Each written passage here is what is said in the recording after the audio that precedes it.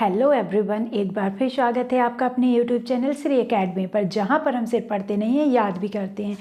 तो फ्रेंड्स, हमने जो यूनिट 6 स्टार्ट की थी उसमें आपने देखा हुआ कि मध्य प्रदेश की जनसंख्या व मानवीय संसाधनों का विकास एक टॉपिक दिया गया है, जिसमें शिक्षा, स्वास्थ्य और कौशल के बारे में हमें पढ़ना था। तो हमने आपको शिक्षा को 2 क्लासों में कवर करा दिया है। आज की क्लास में हम स्वास्थ्य के बारे में पढ़ने वाले हैं। तो इधर मैं आपको एक बात क्लियर कर देती हूँ, इधर हम स्वास्थ्य के बारे में साइंस के अकॉर्डिंग नहीं पढ़ने वाले हैं कि स्वास्थ्य में हम पढ़ें कि कौन सी बीमारी होती है और साथ में हम देखें कि किस बीमारी किस कारण से होती है, उसका बचाव क्या है। मतलब हमें जो आपके रोग हैं, उपचार हो गया, निवारण हो गया, आपकी योजनाएं हो गई, हमें इन सब के बारे में यहाँ पर नहीं पढ़ना है। एक बात मैं आपको बता दूं, यहाँ पर हमें इन सब के बारे में नहीं पढ़ना है। हम पढ़ने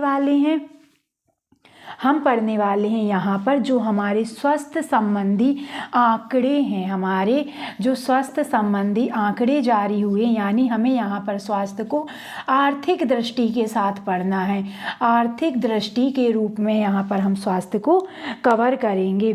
साथ ही साथ यहाँ पर हम जो भी हमारी आर्थिक दृष्टि में भी हम स्वास्थ्य को अधिकतम मध्य प्रदेश की दृष्टि से ही पढ़ेंगे। मतलब हम भारत से रिलेटेड तो पढ़ेंगे, लेकिन हमारा मेन फोकस मध्य प्रदेश पर रहेगा। मध्य प्रदेश से रिलेटेड जितने फैक्ट होंगे हम वो एक भी बाहर, मतलब उन्हें एक भी नहीं छोड़ेंगे, हम उन सभी फैक्टों को पूरा पढ़ेंगे। तो आपको जो आज की हमारी क्लास है आपके लिए बहुत ज़्यादा यूजफुल रहने वाली है, इसलिए इस क्लास को आपको पूरा देखना है, बिल्कुल भी स्किप नहीं करना है।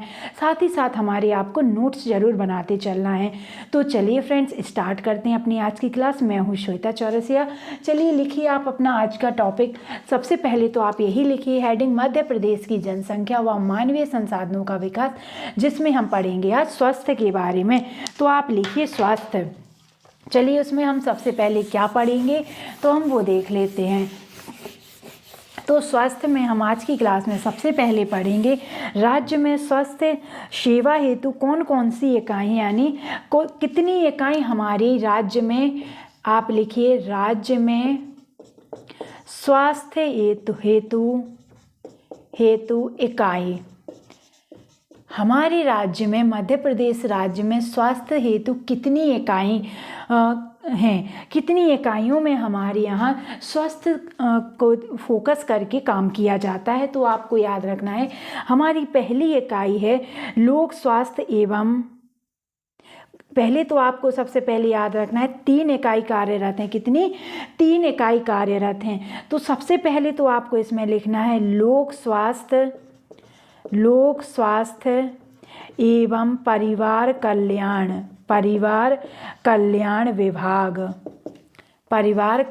विभाग। ठीक है, ये आपका पहला है। दूसरे की अगर हम बात करें, दूसरा तो आपको याद रखना है चिकित्सा शिक्षा विभाग। अभी हम इनको डिटेल में आपको बताते हैं। तीसरा आपको याद रखना है इससे रिलेटेड जो आपके चिकित्सालय हैं वो स्वास्थ्य केंद्र है वो।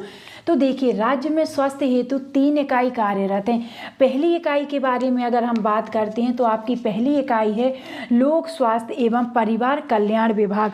जो आपका लोक स्वास्थ्य एवं परिवार कल्याण विभाग है, इसमें क्या होता है, इसके द्वारा क्या किया जाता है, तो जो हमारी स्वास्थ्य संबंधी, यानी जो भी हमारे अस्पताल या स्वास्थ्य से रिलेटेड कोई भी चीज़ें अगर बनती हैं, किसी भी चीज़ का अगर निर्माण होता है तो वो हमारी किस इकाई के द्वारा किया जाता है। तो आपको याद रखना है लोक स्वास्थ्य एवं परिवार कल्याण विभाग के द्वारा किया जाता है। यानी जितने भी हमारे आपका इंफ्रास्ट्रक्चर तैयार होता है, जितनी भी आपकी बिल्डिंग्स तैयार होती हैं, वो सभी हमारी लोक स्वास्थ्य एवं परिवार कल्याण विभाग के द्वारा की जाती है। अगली हम बात करें चिकित्सा शिक्षा विभाग। तो जो आपका चिकित्सा शिक्षा विभाग है, इसमें अगर हम बात करते हैं तो जो MBBS वगैरह हो गया या जो आपकी उच्च शिक्षा होती है मेडिकल से रिलेटेड, तो उन सब का सिलेबस तैयार करना, उन सभी से रिलेटेड जो भी आपका पाठ्यक्रम तैयार करना, वो सभी काम कौन करते हैं? चिकित्सा शिक्षा विभाग के द्वारा किया जाता है। फिर अंतिम आती है चिकित्सालय वगैरह, जो मतलब जो हम बात करते हैं जहाँ पर उपचार होता है। तीसरी वो इकाई आती है जहाँ पर उपचार होता है, आपको याद रखना है, ये हमारी इकाई है। अगली हेडिंग लिखिए आप, राष्ट्रीय स्वास्थ्य नीति 2017। जिस तरह से हमने शिक्षा नीति को पढ़ा था, उसी तरह से आज हम पढ़ेंगे राष्ट्रीय स्वास्थ्य नीति। तो आप लिखिए राष्ट्रीय स्वास्थ्य नीति, जो कब आई है, वर्तमान में किस नीति के तहत काम हो रहा है, तो आपको याद रखना है 2017। ठीक है, इसके अंतर्गत क्या है? इसके अंतर्गत वर्तमान में राज्य में जो हमारी राष्ट्रीय स्वास्थ्य नीति है, देखिए इधर से सीधे कैसा क्वेश्चन बनेगा, इधर से सीधा क्वेश्चन ये बनेगा, वर्तमान में राज्य में, वर्तमान में, राइटिंग पर फोकस मत करना आप, मैं जो बोल रही हूँ वो लिखो, क्योंकि आप ज़्यादा से ज़्यादा चीज़ें कवर करनी है। इधर हम PDF से नहीं पढ़ रहे हैं कि आपको सब लिखा हुआ मिलेगा तो जल्दी तैयार हो जाएगा, है ना। लैब टेस्टिंग के लिए हब एंड स्पोक मॉडल अपनाया गया। देखिए पहला क्वेश्चन तो सीधा सीधा ये बनेगा कि स्वास्थ्य नीति के तहत राज्य में टेलीमेडिसिन और लैब टेस्टिंग के लिए हब एंड स्पोक मॉडल अपनाया गया। तो आप बता सकते हैं राष्ट्रीय स्वास्थ्य नीति 2017 के तहत। अगर दूसरा क्वेश्चन दूसरे टाइप से अगर आपका एग्जामिनर पूछना चाहे तो वो क्या पूछ सकता है, जो आपकी राष्ट्रीय स्वास्थ्य नीति 2017 है, वर्तमान में मध्य प्रदेश राज्य में इसके तहत कौन सा मॉडल अपनाया गया है, तो आपको याद रखना है हब एंड स्पोक मॉडल।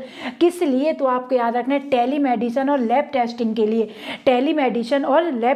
लिए अपनाया गया।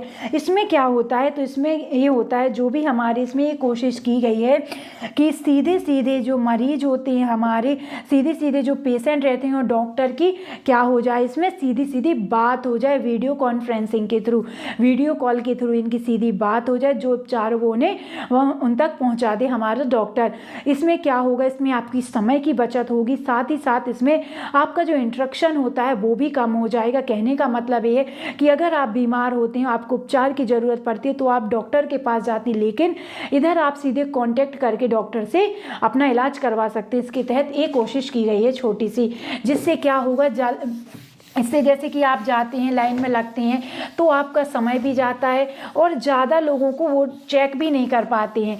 इससे ये होगा कि सभी तक दवाइयाँ पहुंचने की पूरी कोशिश की जाएगी। अगर हम देखें हमारे मध्य प्रदेश में स्वास्थ्य संरचना क्या है, वर्तमान में हम मध्य प्रदेश की स्वास्थ्य संरचना देखें तो आपको इसमें क्या क्या देखना है। इसमें हम देखेंगे कितने जिला अस्पताल हैं, कितने सिविल अस्पताल हैं, कितने हमारे आपके उप स्वास्थ्य केंद्र, कितने स्वास्थ्य केंद्र, हम वो देखते हैं हमारे मध्य प्रदेश में। तो सबसे पहले तो देखो आपको ये पता होता है जिला अस्पताल मतलब जितने ज़िले हैं हमारे उतने अस्पताल होंगे। तो अभी वर्तमान में हम सभी जानते हैं हमारे कितने ज़िले बन गए हैं, 55 ज़िले, 52+3 है ना, आपको याद रखना है। अगर हम बात करें सिविल अस्पतालों की, किसकी, सिविल हॉस्पिटल जो हमारे होते हैं, तो ये कितने हॉस्पिटल हैं सिविल हॉस्पिटल, तो आपको याद रखना 135 है। अगर अब हम बात करें सामुदायिक स्वास्थ्य केंद्र की नोट्स बनाते चलिए, तो आपको याद रखना है 353। ये देखो कोई बड़ा डाटा नहीं है जिससे आप भूलो, याद ना हो। ये आपके एग्जाम में क्वेश्चन पूछा जा सकता है, अगर वहाँ नहीं पूछा जा सकता तो आपके मेंस में काम आएगा, ठीक है। और जो आपके वनडे एग्जाम होते हैं वहाँ पर तो पूछ लिए जाते हैं ऐसे क्वेश्चन। अगर हम बात करें हमारे प्राथमिक स्वास्थ्य केंद्र की, किसकी, प्राथमिक स्वास्थ्य केंद्र हमारे MP में कितने, तो आप तो इसको सीधा याद रखिए प्राथमिक थारा यानी 14-15, ठीक है, 14-15। इसमें आप देखिए उप स्वास्थ्य केंद्र कितने हैं हमारे, उप स्वास्थ्य केंद्र हमारे यहाँ कितने हैं, तो आपको याद रखना 10-11 और इसमें एक और जोड़ देना है। देखो ये डेटा आपको कैसे याद होगा, जिला अस्पताल, जिला कितनी जिले हैं? 55, तो 55 होंगे ना अस्पताल, सिविल अस्पताल। इसके आप इंटू कर दीजिए, मतलब जो आपके विकासखंड ब्लॉक होते हैं तो उसके अकॉर्डिंग आपको पता चल जाएगा कि इस तरह से आपके सिविल अस्पताल होते हैं। फिर आता है आपका सामुदायिक स्वास्थ्य केंद्र। तो सामुदायिक स्वास्थ्य केंद्र आप याद रखिए 353 है, यानी जिसके आगे 3, जिसके पीछे 3 और बीच में 5, वो क्या है? सामुदायिक आपका स्वास्थ्य केंद्र है। ठीक है। प्राथमिक स्वास्थ्य केंद्र 14-15, प्राथमिक चौथा तो 14-15। ठीक है, इस तरह से आपको याद रखना है। उप स्वास्थ्य केंद्र 10-11, उप स्वास्थ्य केंद्र 10-11 ही होंगे, है ना, और इसमें एक और आपको एक्स्ट्रा जोड़ देना है। ठीक है,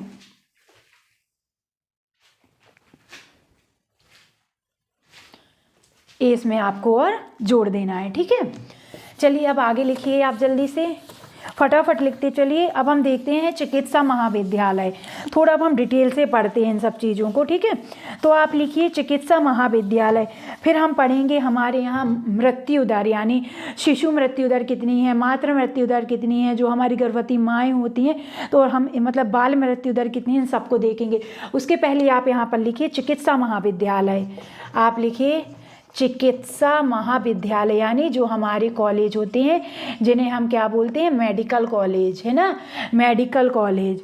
तो चिकित्सा महाविद्यालय अगर हम देखें तो हमारे मध्य प्रदेश में, अगर उनसे सीधा सीधा आपका एग्जामिनर क्वेश्चन पूछना चाहे हमारे मध्य प्रदेश राज्य में कितने मेडिकल कॉलेज संचालित हैं, तो आपको याद रखना है कितने मेडिकल कॉलेज संचालित हैं।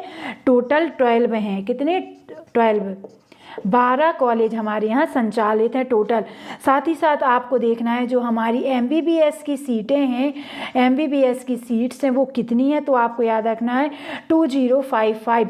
अगर हम बात करें इसमें जो आपकी स्नातकोत्तर होती है उसकी अगर हम बात करें, ठीक है, इसमें पोस्ट ग्रेजुएशन की हम बात करें तो आपको याद रखना है 957 सीट्स अवेलेबल है हमारे MP में। ठीक है, इसके साथ ही आपको याद रखना है 7 जो आपके महाविद्यालय हैं, 7 महाविद्यालय कैसी हैं? निर्माणाधीन है। ठीक है, निर्माणाधीन है। अगर क्वेश्चन में सीधा सीधा आपका एग्जामिनर पूछना चाहे कि इनमें से कौन सा कॉलेज निर्माणाधीन नहीं है या जिसका निर्माण चल रहा है, तो आपको याद रखना है विदिशा।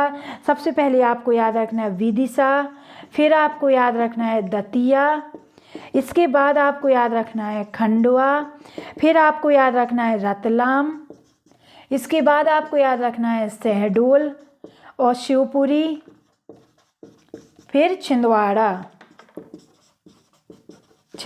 ठीक है, आपको ये याद रखने हैं। देखिए टोटल हमारे चिकित्सा महाविद्यालय मेडिकल कॉलेज टोटल कितने संचालित हैं, तो आपको याद रखना है 12 संचालित हैं। हम बात करते हैं कितने निर्माणाधीन हैं, यानी जो आगे चल के हमारे मेडिकल कॉलेज में बनने वाले हैं, जिनका निर्माण चल रहा है, तो आपको याद रखना है विदिशा का दा लेके आपको याद रखना है दतिया, फिर आपको दतिया को क्या समझना है? दांत से आपको याद रखना है खंडित हो गए, तो आपको याद रखना है यहाँ पर खंडवा, फिर खंडवा से आपको याद रखना है रतलाम। बोलते हैं ना मलहर, जो आपके वो होते हैं ना, हिंदी में बोलते हैं कि जो आपकी क्रीम को क्या बोलते हैं? दवाई लगा लो, इस टाइप से बोलते हैं, जिसे क्या बोलते हैं रतलाम में। तो आपको इसमें याद रखना है खंडवा में जो होती है मलहम लगा लो, मलहम बोल देते हैं ना, तो आपको उसी से याद रखना है खंडित हो गए हैं दांत आपके, तो इसमें मलहम लगा लो, मलहम तो रतलाम। ठीक है, फिर आपको याद रखना है शहडोल।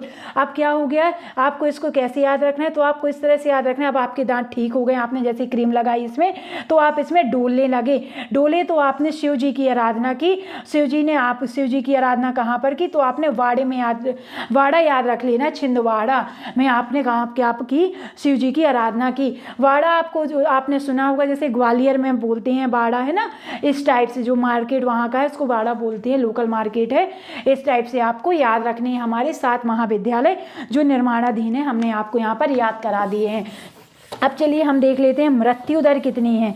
साथ ही साथ आपको हम यहाँ पर बता दें, ये करंट का क्वेश्चन भी पूछा जा सकता है चिकित्सा महाविद्यालय से रिलेटेड। 2023 में मध्य प्रदेश के किस जिले में मेडिकल कॉलेज स्टार्ट हो चुका है, तो आपको याद रखना है हमारे सतना जिले में 2023 से आपका चिकित्सा महाविद्यालय शुरू हो चुका है। ठीक है, आपको याद रखना है, ये आपका करंट का क्वेश्चन है। है। ठीक है, चलिए अगला आप लिखिए मृत्यु दर। आप लिखिए मृत्यु दर। हम देखते हैं इसमें सभी मृत्यु दर। ठीक है, चाहे आपकी मातृ मृत्यु दर हो, चाहे शिशु मृत्यु दर हो या बाल मृत्यु दर हो, हम सभी को यहाँ पर कवर करेंगे। तो चलिए आप सबसे पहले इसमें लिखिए कि जो आपकी मृत्यु दर की रिपोर्ट है ये कौन जारी करता है। पहला क्वेश्चन तो यही बन जाता है ना, कौन जारी करता है। तो आपको याद रखना है national family health survey. National family health survey के द्वारा आपकी जो मृत्यु दर है इसकी रिपोर्ट जारी की जाती है हर वर्ष। जो इसकी कौन सी रिपोर्ट है इस वर्ष की, तो आपको याद रखना है ये 5वीं रिपोर्ट है जिसका डाटा हम पढ़ने वाले हैं। तो आपको याद रखना है 5वीं रिपोर्ट में सबसे हम इसमें आपको लिख लीजिए, आप एक साइड भारत लिख लीजिए, एक साइड मध्य प्रदेश लिख लीजिए। ठीक है, इधर दर आ जाएगी, मृत्यु दर आ जाएगी इधर, फिर एक साइड आप लिख लीजिए इंडिया, दूसरे साइड आप लिख लीजिए एमपी। तो अब हम देखते हैं सबसे पहली मृत्यु दर। तो आप लिखिए इसमें सबसे पहली मृत्यु दर NMR। आपको इसको इंग्लिश में ही याद रखना है, अगर हिंदी में पूछा जाएगा तो इसका ट्रांसलेट करके इसको नहीं पूछा जाएगा, इसको सीधा सीधा हिंदी में ही लिखा जाएगा। तो आप लिखिए NMR। तो NMR को क्या बोलते हैं, नियोनेटल मोर्टेलिटी रेट। ठीक है, लिटी रेट। तो आपकी इंडिया में कितनी है, तो आपको याद रखना है इंडिया में है 24.9। और अगर हम एमपी की बात करें तो आपको याद रखना है एमपी में कितनी है 29। एमपी में कितनी है 29 है, आपको याद रखना है। अगर हम बात करते हैं दूसरी मृत्यु दर की IMR जिसे क्या बोलते हैं, तो इन्फेंट मोर्टेलिटी रेट इसको बोलते हैं। ठीक है, इन्फेंट मोर्टेलिटी रेट, इसको आपको इंग्लिश में ही याद रखना है। ठीक है, तो हमारी इंडिया में कितनी है, तो आपको याद रखना है 35.2 है।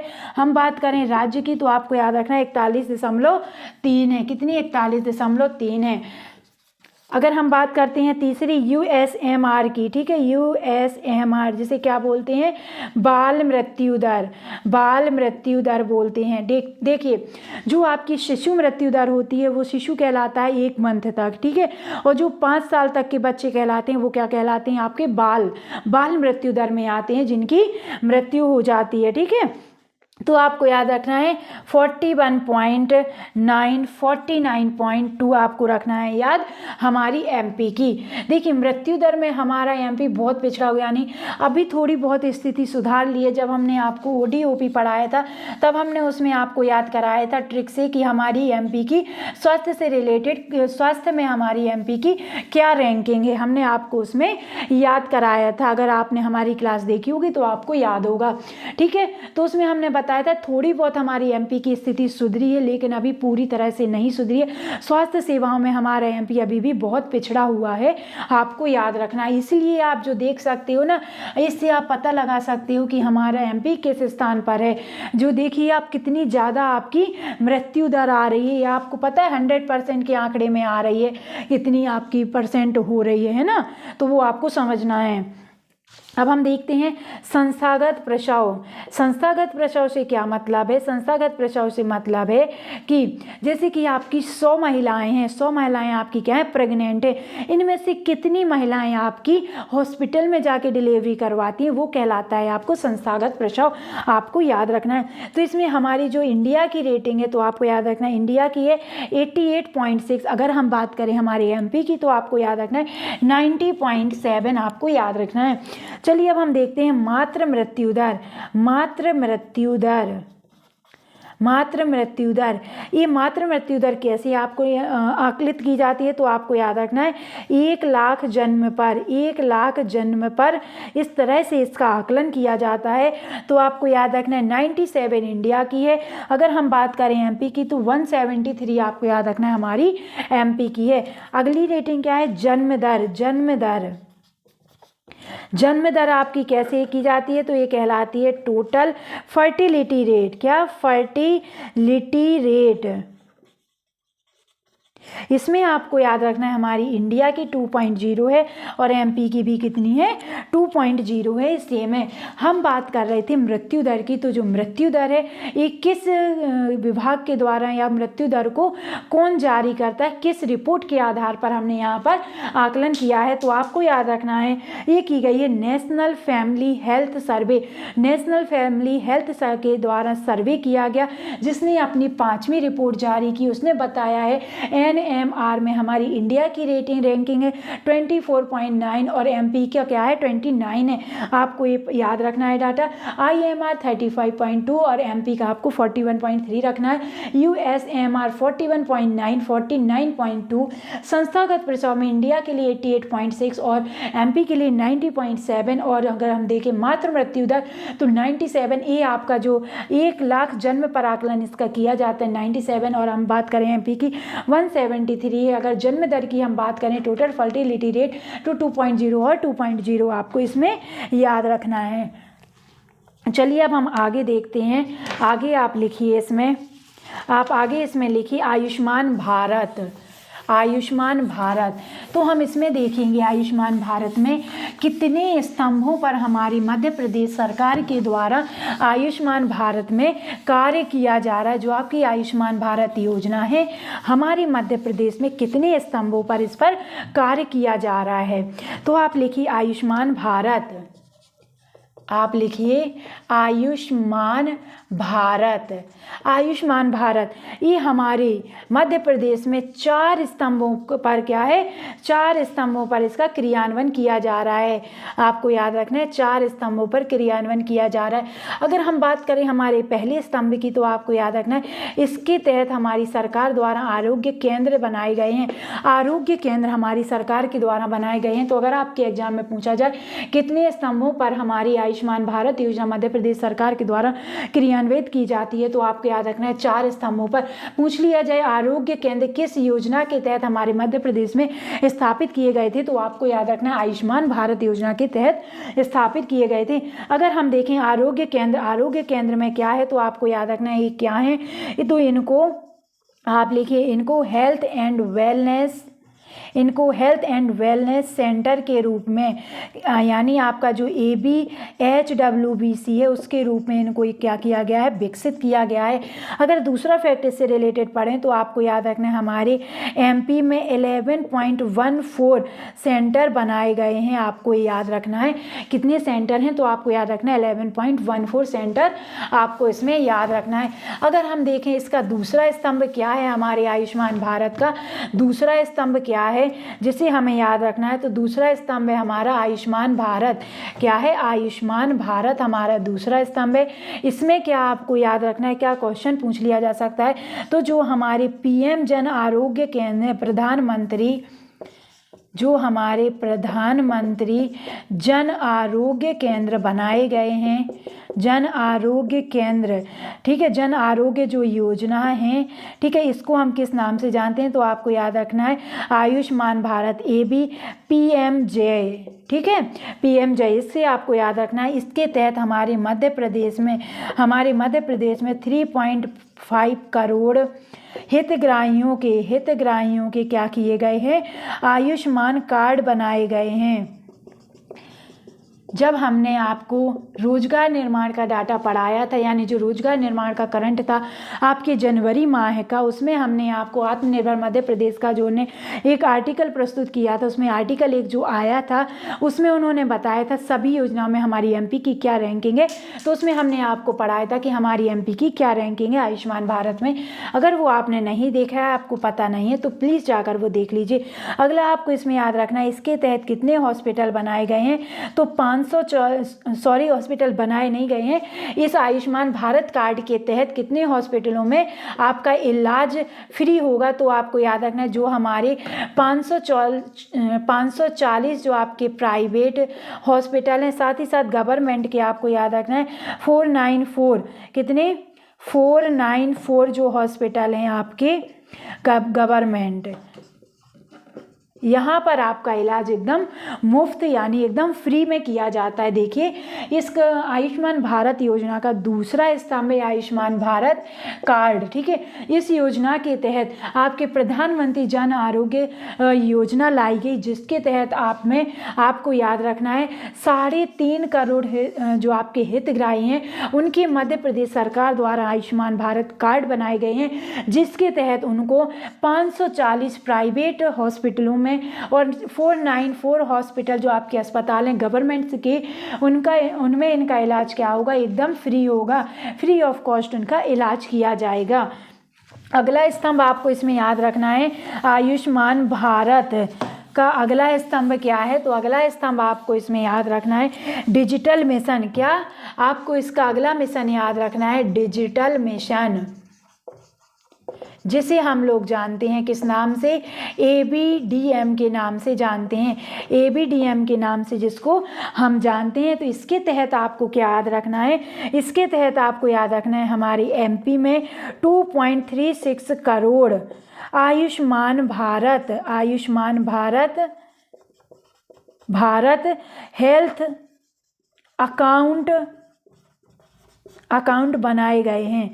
इस योजना के तहत मतलब जो पैसा आता है ना, तो किस अकाउंट में आएगा, उसके तहत हमारे MP में 2.36 करोड़, आपको याद रखना है 2.36 करोड़ आयुष्मान भारत हेल्थ अकाउंट बनाए गए हैं। आपको ये चीज़ याद रखनी है। चौथा स्तंभ हमारा क्या है, जिसके तहत हम काम कर रहे हैं आयुष्मान भारत के लिए, तो आपको याद रखना है चौथा स्तंभ है हमारा PM Ayushman Bharat health infrastructure mission PM। ठीक है, जिसे हम जानते हैं किस नाम से, ABHIM के नाम से जानते हैं, किस नाम से, ABHIM, मतलब जो हमारा आयुष्मान भारत का चौथा स्तंभ है, जिसे हम जानते हैं PM Ayushman Bharat health infrastructure mission PM, जिसे हम शॉर्ट में किस नाम से जानते हैं, ABHIM के नाम से हम जानते हैं, या हम इसे बोल सकते हैं अभीम के नाम से हम जिसे जानते हैं। अभीम के नाम के से हम आपको सिर्फ याद करा रहे हैं, ऐसा नहीं है किस नाम से इसको जानते हैं, सिर्फ ABHIM आपको इसमें याद रखना है। ठीक है, ABHMI इसको में क्या रखना है, आपको याद रखना है। चलिए, इसके तहत आप अगला लिखिए डाटा। तो हम इसके तहत देखते हैं 2023 में हमारी जो MP है, MP में आपको याद रखना है कितनी यूनिट बनाएंगे, तो आपको याद रखना है 35 ब्लॉक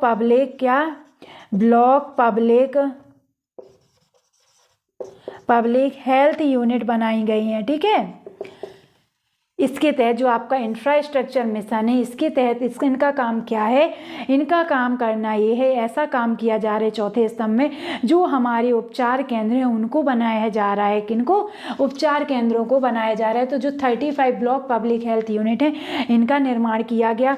17 जिला अस्पतालों में हेल्थ लैब बनाई गई है, जिला अस्पताल हेल्थ लैब बनाई गई है। ये 2023 का डाटा है, आपको याद रखना है। ठीक है, हेल्थ लैब, हम आपको जो स्वास्थ्य से रिलेटेड आपको करंट पढ़ने की ज़रूरत नहीं पड़ेगी, हमने सभी डाटा को इसमें शामिल किया है। हेल्थ लैब, अगला आपको इसमें याद रखना है 11 जो आपके जिला अस्पताल हैं, 11 जिला अस्पतालों में इन्होंने क्या किया है, 50 बिस्तरीय क्रिटिकल केयर बना दिए, यानी यहाँ पर इन्होंने 50 बेड जो है, जो क्रिटिकल होते हैं उनके लिए इन्होंने 50 बेड एक्स्ट्रा करा दिए हैं। कितने हॉस्पिटलों में, 11 अस्पतालों में, आपको याद रखना है जिला अस्पतालों में। जो आपके 5 चिकित्सा महाविद्यालय हैं, वहाँ पर भी आप इन्होंने क्या कर दिया, जो आपके 5 मेडिकल कॉलेज हैं, 5 मेडिकल कॉलेजों में भी इन्होंने 50 बेड एक्स्ट्रा करवा दिए हैं, अपनी जो इनका चौथा स्तंभ जिस पे टिका हुआ है उसके तहत, आपको याद रखना है। अगर हम आयुष्मान भारत से रिलेटेड अदर फैक्ट देखें और कौन से आपके इम्पोर्टेंट फैक्ट हैं, तो आपको याद रखना है मतलब स्वास्थ्य से रिलेटेड आपके और कौन से फैक्ट है जिससे आपके वन लाइनर क्वेश्चन सीधे सीधे बन सकते हैं एग्जाम में। तो आपको याद रखना है, पहला फैक्ट आपको याद रखना है, Ayush health and wellness centre तो इसके तहत आपको क्या याद रखना है, जो आपका आयुष हेल्थ वेलनेस सेंटर है, तो इसमें आपको याद रखना है संपूर्ण भारत में, हम बात कर रहे हैं भारत की, संपूर्ण भारत में 12,500 आपको यहाँ रखना है, 12,500। साथ ही साथ मध्य प्रदेश में 562, जो प्रारंभ में 362 हैं, इनको स्वीकृति मिल चुकी है। ये क्या है हमें समझ नहीं आया है तो हम आपको बताते हैं। आयुष हेल्थ वेलनेस सेंटर आपके बनाए जा रहे हैं, जो आपके पूरे भारत में कितने बनने हैं, तो आपको याद रखना है 12,500 पूरे भारत में बनने हैं। मध्य प्रदेश में 562 को स्वीकृति मिल गई है, जिनमें आपके 362 क्या हो चुके हैं, प्रारंभ हो चुके हैं। आपको याद रखना है Ayush health and well centre वर्तमान में हमारे मध्य प्रदेश में कितने प्रारंभित हैं या कितने सुचारू रूप से चल रहे हैं, तो आपको याद रखना है 362। ठीक है, टोटल 562 कितने स्वीकृत हैं, आपको याद रखना है। अगली जो हमारी योजना है आयुष ग्राम योजना, आयुष ग्राम योजना में 75 कार्यरत हैं, आपको याद रखना है 75। ठीक है, मतलब जो हमारी आयुष ग्राम योजना है पूरे मध्य प्रदेश में कितनी कार्यरत हैं, तो आपको याद रखना है 75 कार्यरत हैं। ठीक है, अगला अगर हम देखें वैध आपके द्वार, क्या है, वैध आपके द्वार, इसमें क्या आपको याद रखना है, इसमें आपको याद रखना है आयुष केयर, इसमें आपको याद रखना है आयुष केयर ऐप है एक।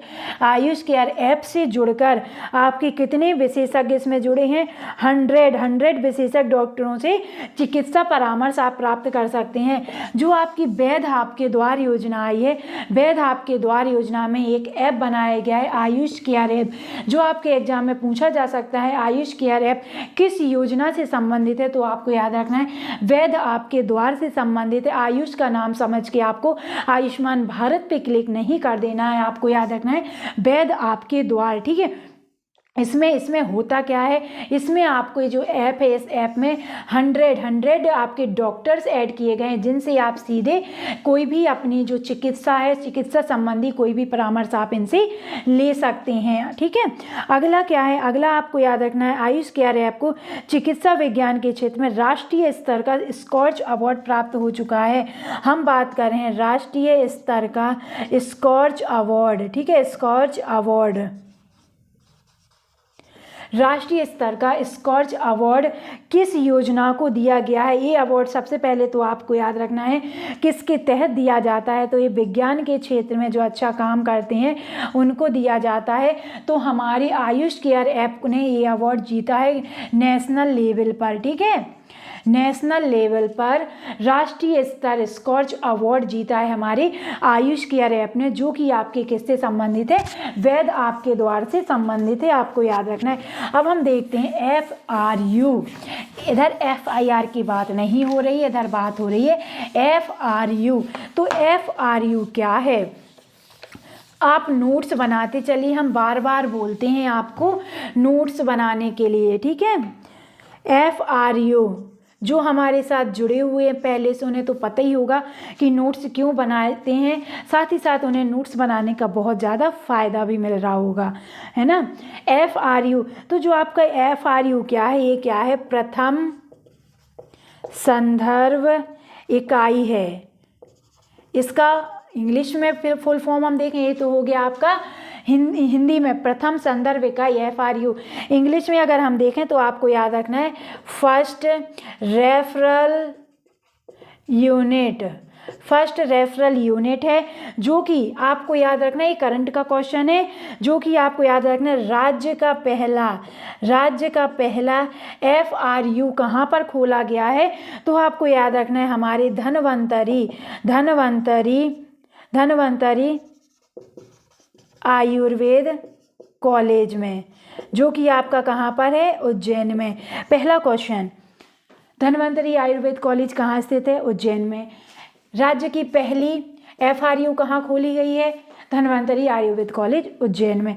FRU क्या है, फर्स्ट रेफरल यूनिट है, आपको याद रखना है। ठीक है, अगला देखिए हमारा जो नीति आयोग है उसने स्वास्थ्य से रिलेटेड सूचकांक जारी किया है, तो हम देखते हैं उसमें हमारे MP की क्या रैंकिंग है। हमारे एमपी ने क्या रैंक उसमें पाई है। ठीक है, तो आप लिखिए नीति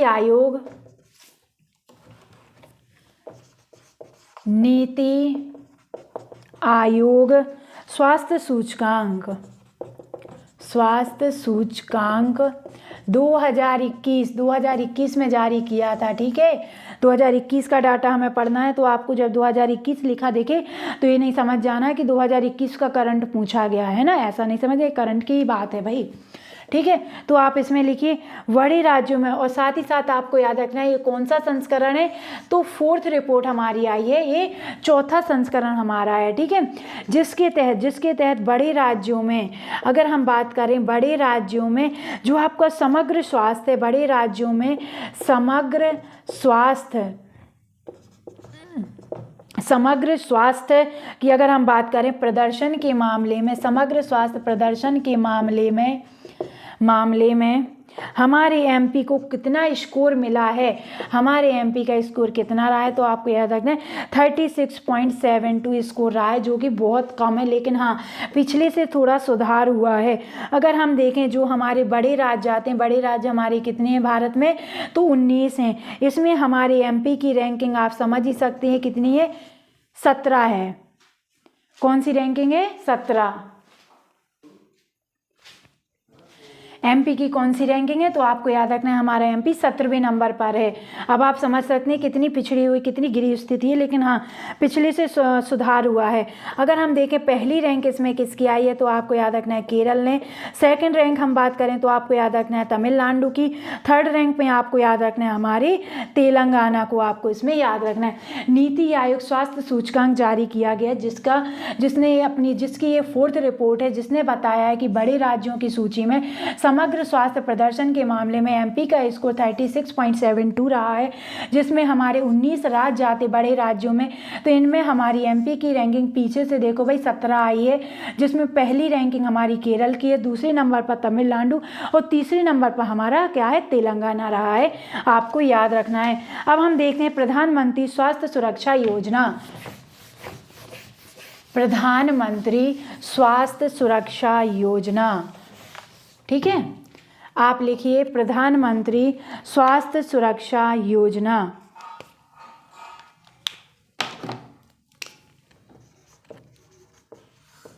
प्रधानमंत्री स्वास्थ्य सुरक्षा योजना, ये क्या है, तो आपको याद रखना है इसके तहत हमने आपको पहले भी बताया है 7 हमारे महाविद्यालय बनाए जा रहे हैं चिकित्सा से संबंधित। ठीक है, अब हम आपको फिर से याद नहीं कराएंगे।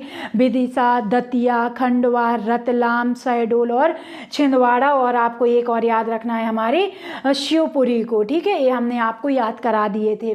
ठीक है, 7 महाविद्यालय इसके तहत खोले जा रहे हैं। इसके तहत एक स्किन बैंक हमारे एमपी में खोला जा रहा है, एक स्किन बैंक खोला जा रहा है, एक बोन बैंक हमारे एमपी में खोला जा रहा है। ठीक है, और 14 आई बैंक पंजीकृत हैं हमारे एमपी में। प्रधानमंत्री स्वास्थ्य सुरक्षा योजना के तहत 7 मेडिकल कॉलेज बनाए जा रहे हैं, एक स्किन बैंक बनाए जा रहे हैं, एक बोन बैंक और 14 आई बैंक पंजीकृत हैं, आपको याद रखना है। अब आप लिखिए बायोटेक्नोलॉजिकल पार्क, बायोटेक्नोलॉजी पार्क, जल्दी जल्दी आप लिखते चलिए। आप लिखिए बायोटेक्नोलॉजी पार्क। ठीक है, बायोटेक्नोलॉजी पार्क, आप इसमें लिखिए बायोटेक्नोलॉजी पार्क में। तो आपको याद रखना है कब से शुरू किए गए हैं, तो सितंबर 2023 में इनको स्थापित किया गया। साथ ही साथ आपको याद रखना है मध्य प्रदेश का पहला कहाँ पर, तो आपको इसमें याद रखना है नीमच में अगर क्षेत्र पूछ लिया जाए तो आपको क्षेत्र याद रखना है आपड़। अगर गांव इसमें पूछ लिया जाए तो आपको याद रखना है सखानिया महाराज।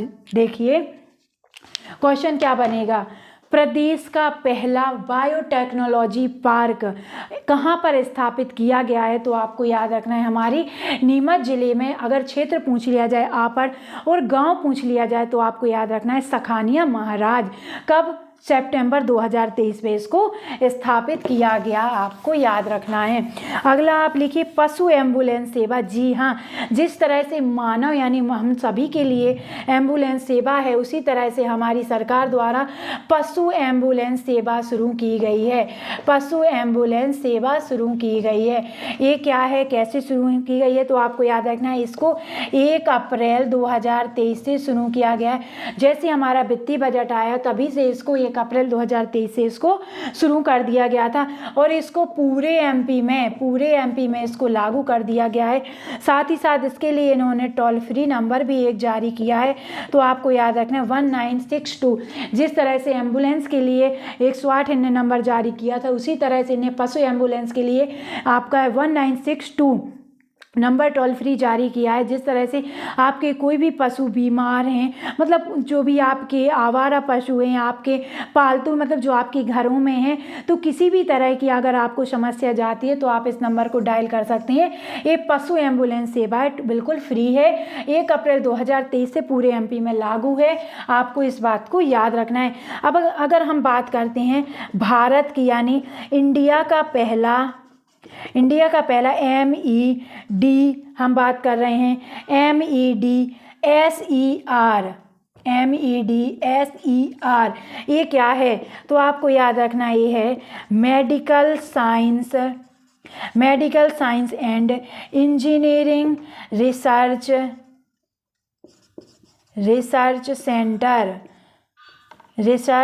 सेंटर। ठीक है, ये है ये कहाँ पर खोला गया है, तो आपको याद रखना है भोपाल में कहाँ पर खोला गया है, तो आपको याद रखना है भोरी में। भारत का या देश का पहला MEDSER medical science and engineering research centre कहाँ स्थापित किया गया है या कहाँ स्थापित किया जा रहा है, तो आपको याद रखना है भोपाल के भोरी में इसको स्थापित किया जा रहा है। ठीक है, आपको ये सब छोटी डाटा याद रखने हैं जो आप एग्जाम में छोड़कर चले जाती हैं और इन्हीं से आपको एग्जाम में क्वेश्चन देखने मिल जाते हैं। अगला आपको क्या याद रखना है, तो देश की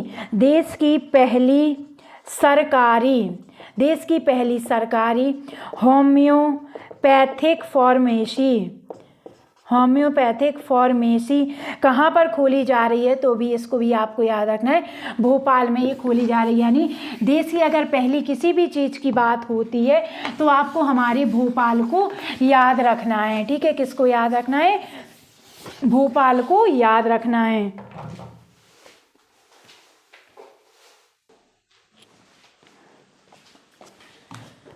अगला हम देखते हैं आयुष्मान कार्ड।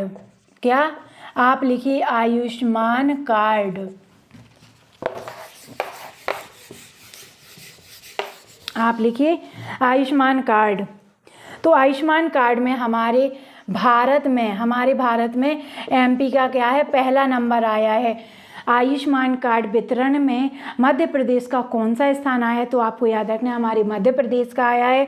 दूसरा फैक्ट आपको याद रखना है एमपी में किस जिले का, तो आपको याद रखना है इंदौर हमारा नंबर बन रहा है। इसने 100% लक्ष्य क्या कर लिया है, हासिल कर लिया आयुष्मान कार्ड वितरण योजना में, आपको याद रखना है। अगला आप लिखिए यूविन पोर्टल। क्या, यूविन पोर्टल, तो यूविन पोर्टल जो है आपका ये किससे संबंधित है, यूविन पोर्टल। तो जो आपका यूविन पोर्टल है ये आपको याद रखना है सेल इक्यूनाइजेशन प्रोग्राम से ये संबंधित है। इसमें क्या होता है, इसमें जो आपकी गर्भवती महिलाएं हैं, गर्भवती महिलाओं के टीकाकरण हेतु इसको पायलट प्रोजेक्ट के रूप में लॉन्च किया गया है। तो आपसे पूछा जा सकता है यूविन पोर्टल क्या है, तो आपको याद रखना है ये सेल इक्यूनाइजेशन प्रोग्राम है। इसके तहत गर्भवती महिलाओं के टीकाकरण हेतु इसको पायलट प्रोजेक्ट के रूप में लॉन्च किया गया है, आपको याद रखना है। इसमें अभी वर्तमान में 65 जिलों का चयन किया गया है। पूरे भारत में 65 जिलों का क्या किया गया है, चयन किया गया है, जिसमें हमारे मध्य प्रदेश के कौन कौन से जिलों को शामिल किया है, तो आपको याद रखना है मध्य प्रदेश के 2 जिलों में पायलट प्रोजेक्ट के रूप में इसको शामिल किया गया। एक तो आपको भोपाल याद रखना है, दूसरा आपको झाबुआ याद रखना है। यूविन पोर्टल के तहत यानी जो गर्भवती महिलाओं के टीकाकरण से संबंधित है, इसको अभी पूरे भारत में 65 जिलों में आपको इसमें क्या किया गया है, लॉन्च किया गया है, जिसमें हमारे एमपी के 2 जिले आपको याद रखने हैं, भोपाल और झाबुआ। भोपाल और झाबुआ को आपको इसमें याद रखना है। अगला आप देखिए, अगला आप लिखिए सिद्धकौन। ठीक है, आप लिखिए सिद्धकौन, सिद्धकौन। ठीक है, जो आपका सिद्धकौन है ये क्या है, ये आयुर्वेद का क्या है, ये इंटरनेशनल समिट है, अंतर्राष्ट्रीय क्या है, ये सम्मेलन है, जो कि हमारे एमपी में कहाँ पर 2022 में एमपी के इंदौर में आयोजित किया गया था। आयुर्वेद का इंटरनेशनल समिट 2022 का आयोजन कहाँ पर किया गया, किस राज्य में, तो मध्य प्रदेश में। मध्य प्रदेश के किस जिले में, तो आपको याद रखना है हमारी इंदौर जिले में इसका किया गया। अब लिखिए आप मुख्यमंत्री संजीवनी पॉलीक्लिनिक, मुख्यमंत्री संजीवनी पॉलीक्लिनिक। इसमें आपको क्या याद रखना है, ये आपको याद रखना है जो पहला, क्या याद रखना है, पहला केंद्र मध्य प्रदेश का पहला, इधर बात हो रही मध्य प्रदेश की, किसकी, मध्य प्रदेश का पहला केंद्र कहाँ पर खोला गया है, भोपाल में। भोपाल में कहाँ पर, तो आपको याद रखना है गोविंदपुरा में। मुख्यमंत्री संजीवनी पॉलीक्लिनिक के तहत मध्य प्रदेश में पहला मुख्यमंत्री संजीवनी पॉलीक्लिनिक कहाँ पर खोला गया है, तो आपको याद रखना है भोपाल में। भोपाल में भी कहाँ पर, तो गोविंदपुरा, आपको याद रखना है कहाँ पर, गोविंदपुरा में इसको खोला गया है। अगला आप लिखिए क्षेत्रीय राष्ट्रीय रोग नियंत्रण केंद्र। अगला आपको क्या लिखना है, क्षेत्रीय राष्ट्रीय रोग नियंत्रण केंद्र, जिसे हम किस नाम से जानते हैं, एनसीडीसी के नाम से जानते हैं, जो कहाँ पर खोला गया है, हमारे मध्य प्रदेश के भोपाल जिले में। कहाँ पर है, मध्य प्रदेश का भोपाल जिला, आपको याद रखना है। अगर हम अगला देखें, अगला डाटा इससे तहत देखें, तो आपको याद रखना है अगला डाटा आपको क्या याद रखना है, मिशन सेहत। अगला क्या है, आपको याद रखना है मिशन सेहत।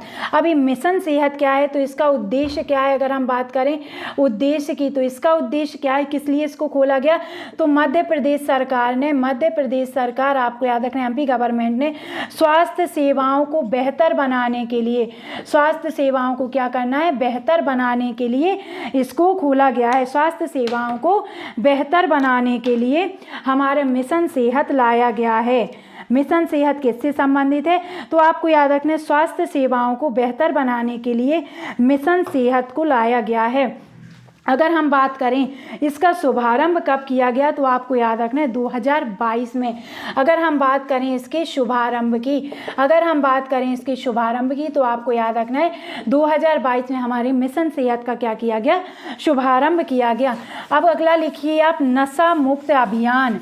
क्या लिखिए आप अगला, नशा मुक्त अभियान। नशा मुक्त अभियान, ये नशा मुक्त अभियान क्या है, इसका एम क्या है, तो इसका एम आपको याद रखना है बच्चों में नशीले पदार्थों, साथ ही साथ आपके जो मादक द्रव्य पदार्थ होते हैं उनके सेवन की क्या करनी है, रोकथाम हेतु।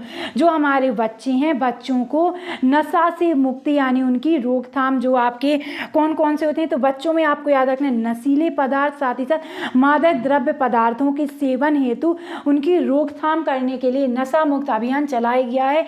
अगला हम अगर देखें, इसमें हमारे देश में नशा मुक्त अभियान में पूरे देश में किस राज्य के जिले को पहला स्थान मिला है, तो आपको याद रखना है एमपी का कौन सा जिला अव्वल नंबर पर आया है, पहले नंबर पर, तो आपको याद रखना है जबलपुर, यानी नशा मुक्त अभियान में हमारे जबलपुर ने बहुत अच्छा कार्य किया है, ये नंबर 1 रहा है।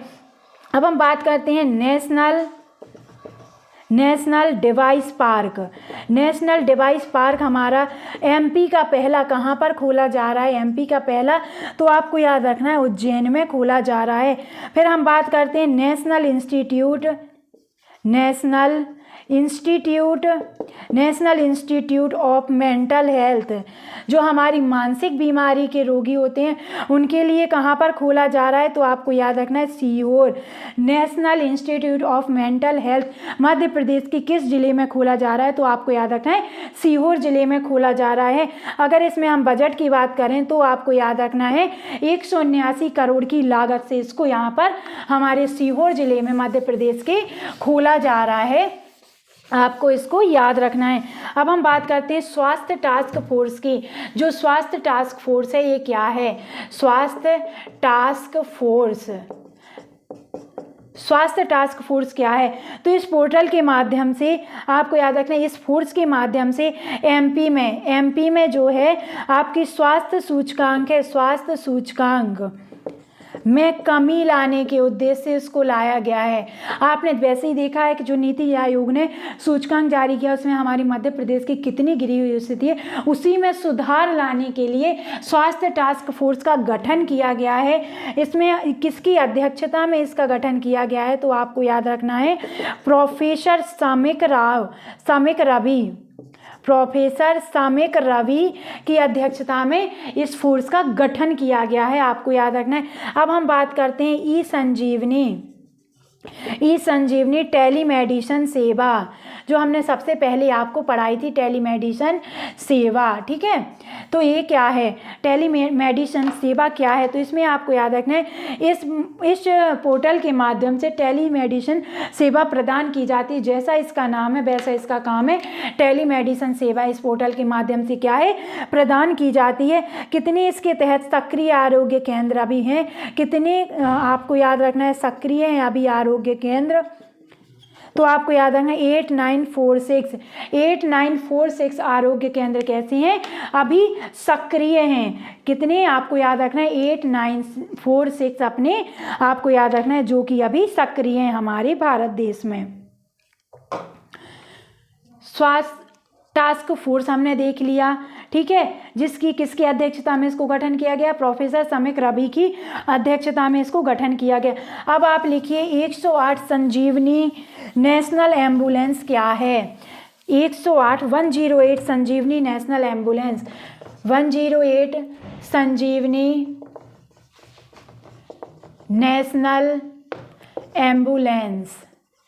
नेशनल एम्बुलेंस ये क्या है, तो और कितनी है अभी संचालित, तो आपको याद रखना है 1002 कितनी 1102 वाहन संचालित हैं, ठीक है। इसके तहत आपको याद रखना है दो तरह के होते हैं, एक होता है ALS जिसमें 167 आपको याद रखनी है, दूसरा होता है VLS जिसमें आपको याद रखना है 835। आपको जो ALS होती है तो ये होती है आपकी एडवांस लाइफ सपोर्ट, और जो VLS होती है होती है आपकी बेसिक लाइफ सपोर्ट। जो आपकी ALS होती है इसमें जो हम देखते हैं ना कि सभी सुविधाएं यानी सभी मशीनरी वगैरह उसमें प्रोवाइड कराई जाती हैं, और एक होती है आपकी नॉर्मल, ठीक है। तो नॉर्मल 835 है और आपकी जो एडवांस है वो 167 है, आपको इतनी याद रखनी है। टोटल 1002 आपको टोटल याद रखनी है। अब हम बात करते हैं जननी एक्सप्रेस की, जननी एक्सप्रेस सेवा की, किसकी, जननी एक्सप्रेस सेवा की। जननी एक्सप्रेस सेवा जो है हमारी ये इसके तहत कितनी है, तो आपको याद रखना है टोटल आपको याद रखना है 1050 हैं, 1050 हैं। जो हम बात करें 2022 की तो 2022 में 8.33 लाख हितग्राहियों को इससे क्या है लाभ पहुंचा है जननी एक्सप्रेस सेवा से, ठीक है। अब हम बात करते हैं अनमोल ऐप की, किसकी, अनमोल ऐप की हम इसमें बात करते हैं। अनमोल ऐप जो आपका अनमोल ऐप है तो इसे हम जानते हैं मध्य प्रदेश में MP अनमोल ऐप के नाम से। वैसा नॉर्मल आपका अनमोल ऐप है लेकिन हम इसे MP में MP अनमोल ऐप के नाम से इसको जानते हैं। ये क्या है तो इसमें उच्च जोखिम वाली जो हमारी गर्भवती महिलाएं होती हैं, गर्भवती महिलाएं जो होती हैं उनकी ये ट्रैकिंग के लिए बनाया गया है। अगर हम बात करें उच्च जोखिम की तो मतलब जो कि कोई होती हैं आपकी जिनका वजन कम है या जो आपकी हाई BP से संबंधित, मतलब जिनको आपकी जो डिलीवरी के टाइम में क्रिटिकल कंडीशन रहने वाली है वो कहलाती हैं आपकी उच्च जोखिम वाली गर्भवती महिलाएं। उनकी ट्रैकिंग के लिए आपका MP अनमोल ऐप लॉन्च किया गया है। तो तो सीधा सीधा क्वेश्चन बन सकता है इससे कि किस हेतु लॉन्च किया गया है, तो आपको याद रखना है। अगला आपको याद रखना है RCH पोर्टल। RCH पोर्टल, जो आपका RCH पोर्टल है ये क्या है, तो आपको RCH पोर्टल के तहत याद रखना है सुमन हेल्थ डेस्क। सुमन हेल्थ डेस्क, सुमन हेल्थ डेस्क जो है आपकी RCH पोर्टल के तहत है। इसमें क्या किया जाता है, इसमें आपकी जो चिन्हांकित गर्भवती महिलाएं इनको नियमित इनकी क्या की जाती है, मॉनिटरिंग की जाती है। जिस तरह से हमने आपको अनमोल ऐप में बताया, अनमोल ऐप में हमने आपको बताया जो आपकी क्रिटिकल महिलाएं होती हैं, क्रिटिकल गर्भवती महिलाएं जो होती हैं उनकी ट्रैकिंग की जाती है, उसी के जैसी जो उसमें चिन्हांकित कर दी जाती हैं कि ये आपकी आएंगी किस में आएंगी, क्रिटिकल कंडीशन में आएंगी, तब उनको सुमन हेल्थ डेस्क की तरह तहत क्या किया जाता है, उनकी ट्रैकिंग की जाती है। आपको याद रखना है ये फ़र्क है दोनों में। एक में आपको अनमोल ऐप में क्या रखना है याद, पहले ट्रैकिंग की जाती कि कौन कौन इसके तहत आएंगी, फिर जो आ जाती हैं यानी जो चिन्हांकित हो जाती हैं उनकी ट्रैकिंग करता है हमारा सुमन हेल्थ डेस्क। आपको इसको याद रखना है, ठीक है, आपको इसको याद रखना है। चलिए अगला आप लिखिए निपी कार्यक्रम। निपी कार्यक्रम, निपी कार्यक्रम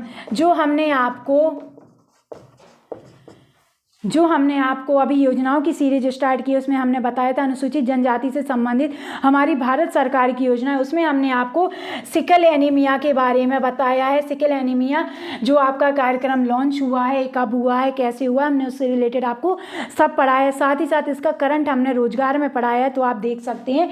अब हम देखते हैं निपी कार्यक्रम। निपी कार्यक्रम किससे संबंधित है, तो ये है हमारे एनीमिया मुक्त भारत के लिए, एनीमिया मुक्त भारत के लिए निपी कार्यक्रम लॉन्च किया गया है।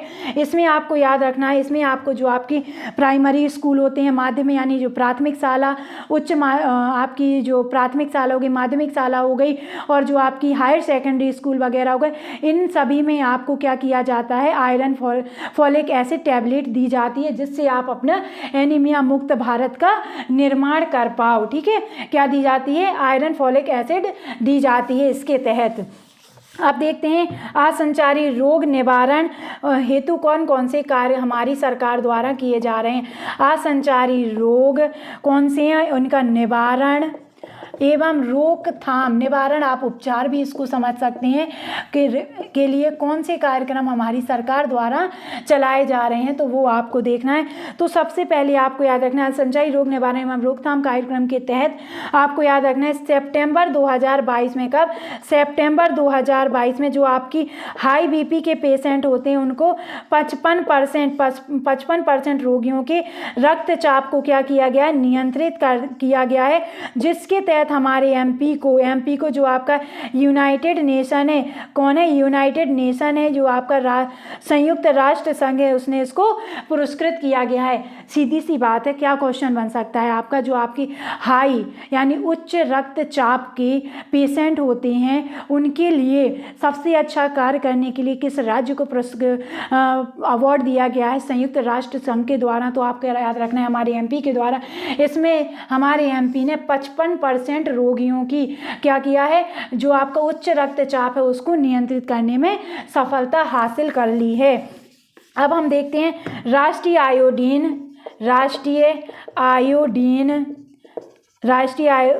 आयोडीन अल्पता विकार नियंत्रण कार्यक्रम ये कितने जिलों में चलाया जा रहा है, तो आपको याद रखना है मध्य प्रदेश के 14 जिलों में। इधर सीधा सीधा डाटा पूछेंगे, कुछ ज़्यादा नहीं इससे पूछेगा। अगला आपको याद रखना है राष्ट्रीय फ्लोरोसिस नियंत्रण एवं रोकथाम कार्यक्रम कितने जिलों में चलाया जा रहा है, तो आपको इसके लिए याद रखना है 15 जिलों में। अगला आपको याद रखना है राष्ट्रीय कुष्ठ रोग उन्मूलन कार्यक्रम। कुष्ठ रोग से आप समझ ही सकते हैं, आपने देखा होगा बहुत सारे लोगों की स्किन जो होती है ना वो वाइट दिखती है ऊपर से, है ना, अपनी नॉर्मल स्किन ऐसी नहीं दिखती, जैसे जब जल जाती है और वाइट कलर का जो अपना निशान पड़ जाता है वैसे ही दिखती है, तो उसको हम क्या बोलते हैं, राष्ट्रीय कुष्ठ रोग बोलते हैं। तो उनके लिए राष्ट्रीय कुष्ठ रोग उन्मूलन रोग जो आपका कार्यक्रम चलाया गया, इस हेतु जो हमारा एमपी है, एमपी में हेल्थ एक्ट लाया गया है। कौन सा एक्ट, हेल्थ एक्ट हमारे एमपी सरकार द्वारा लाया गया है। कब, 1949 को इसमें क्या किया गया है, इनके लिए विलोपन किया गया है। राष्ट्रीय कुष्ठ रोग उन्मूलन रोग के तहत उन्मूलन कार्यक्रम के तहत कौन से अधिनियम में चेंज किया गया है, विलोपन किया गया है? तो आपको याद रखना है Madhya Pradesh public health act में जो कब आया था 1949 को आया था, इसमें विलोपन किया गया है। आपको ये सारी जानकारी याद रखनी है। तो फ्रेंड्स, जो हमारी यूनिट 6 का टॉपिक था स्वास्थ्य, इसमें हमने स्वास्थ्य से रिलेटेड जो हमारा आर्थिक दृष्टि से जितना भी हमारा फैक्ट बन सकते थे, हमने उन सभी को कवर करने की कोशिश की है। अब जब हम अपनी यूनिट 7 पढ़ेंगे, उसमें हम स्वास्थ्य को एक्चुअल पढ़ेंगे कि कौन कौन से रोग होते हैं, किस तरह से फैलते हैं, कैसे इनका उपचार किया जाना चाहिए, कैसे इनकी रोकथाम करनी चाहिए, कैसे इनको नियंत्रण करना चाहिए, वो सारी डिटेल हम अपनी यूनिट 7 में देखेंगे। तो आई होप आपको आज की क्लास यूजफुल लगी होगी।